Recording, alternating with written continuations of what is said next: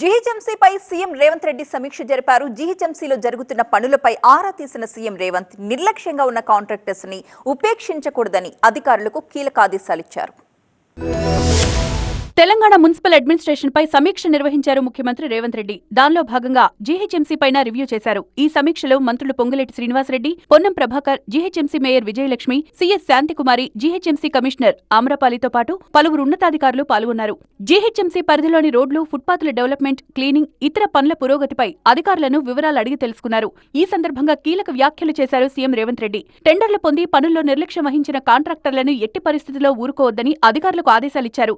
గడువులోగా పనులు పూర్తి చేయాల్సిందే అని స్పష్టం చేశారు. పనులు చేయని కాంట్రాక్టర్లకు సంబంధించిన పూర్తి స్థాయి రిపోర్టు సేకరించి 15 రోజుల్లోగా అందించాలన్నారు. అయితే తప్పుడు రిపోర్టు ఇస్తే అధికారులపై చర్యలు తప్పవని వార్నింగ్ ఇచ్చారు సీఎం రేవంత్ రెడ్డి. మరోవైపు హైదరాబాద్లోని ట్రాఫిక్ సమస్యపై మరింత ఫోకస్ పెట్టాల్సిన అవసరం ఉందన్నారు.